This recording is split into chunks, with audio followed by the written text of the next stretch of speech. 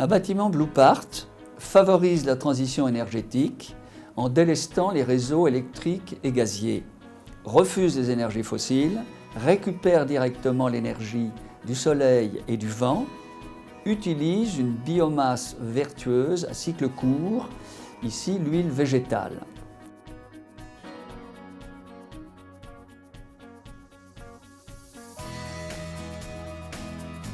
Donc pour nous, l'aventure a commencé de manière assez inhabituelle. Généralement, on nous demande on a un terrain, on travaille, on part du global en fait, on part du plan masse et puis ensuite on arrive aux cellules. Les cellules en fait c'est un peu l'aboutissement du travail. Là la démarche était l'inverse, donc vraiment inhabituelle. Et puis on s'est pris au jeu et on s'est lancé dans cette démarche. L'idée étant donc de fabriquer un bâtiment à partir de produits industrialisés. Et puis un bâtiment, on va dire, low cost, mais low cost, pas cheap, mais low cost sympa, vivant, voilà, agréable.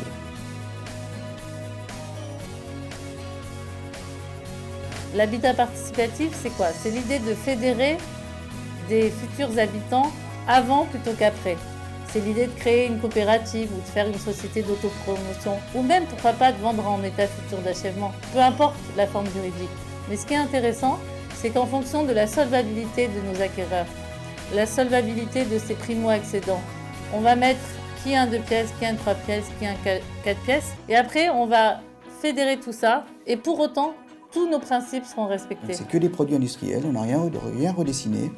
Et on a assemblé tout ça.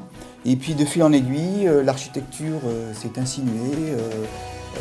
On a commencé à traiter le rez-de-chaussée avec des matériaux différents, le corps du bâtiment. On a commencé à mettre des duplex. On a traité la toiture. On a fait une toiture végétalisée mais plantée avec des arbres.